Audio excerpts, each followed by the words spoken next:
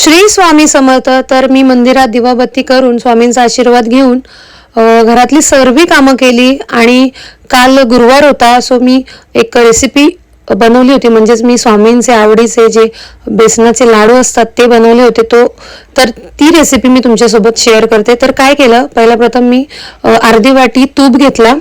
कुठलाही घ्या तुम्ही, घरातला असेल किंवा विकत आणला तरी चालेल. आणि जो बेसन असतो तो बेसन मस्त एक वाटी घेऊन मस्त रोस्ट करून घेतला.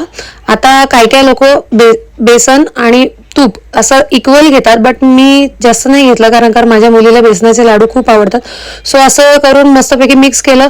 पूर्णपणे जे बेसन असतो तो भाजून घ्यायचा चांगल्यापैकी आणि मग थंड झाल्यावर त्याच्यामध्ये मी पूर्ण एक वाटी साखर ग्राइंड करून मग त्याची पावडर बनवून त्याच्यामध्ये इलायची टाकून असं मस्तपैकी मिक्स करून घेतलं छानपैकी. थोडंसं नॉर्मली गरम असतानाच मिक्स करा, म्हणजे कसे ती साखर त्याच्यामध्ये मिसळून जाईल. आणि मग हलक्या हाताने गोळे इझिली बनतात, एकदम मस्त झाले होते. आणि याच्यामध्ये ना खूप छान लागतात, ते खायला खूप भारी लागतात. आणि ऑब्व्हियसली स्वामींचा आवडीचा हा प्रसाद आहे आणि स्वामींना सुद्धा खूप आवडतात बेसनाचे लाडू. म्हणून मी खास गुरुवारीच्या माझ्या उपवासाच्या नैवेद्यासाठी हे लाडू केले होते. त्याच्यानंतर आज माझा हा मिशोवरून एक पार्सल आला होता की आपण नाही का फ्रीजमध्ये कशाही भाज्या ठेवतो, कशाही ठेवतो. सो खूप लोक कंटेनर जे असतात ते प्रेफर करतात घेण्यासाठी, बट मला या ज्या बॅग्स आहेत त्या खूप आवडल्या म्हणून मी या बॅग मागवल्या.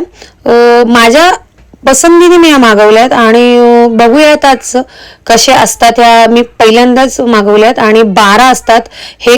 आणि या बॅग्स ना मला 116 रुपयाला पडल्या. सो मी त्या घेतल्या. मला वाटलं की बघूया आपण एकदा ट्राय करून. आणि सगळं भाजीचं मग आवरून घेतलं. आता माझ्या व्हिडिओ जर तुम्हाला आवडत असतील तर लाईक, शेअर, सबस्क्राईब करायला नक्की विसरू नका. आणि अशीच माझी यूट्यूब फॅमिली मोठी होऊ दे अशी मी स्वामींचरणी प्रार्थना करते. आणि नेक्स्ट रेसिपी कुठली बनवायची हे नक्कीच मला कमेंट करून सांगा. आणि नक्कीच श्री स्वामी समर्थ असं कमेंट करायला विसरू नका. आणि थँक्यू. असा होता माझा आजचा दिवस. Okay, bye bye.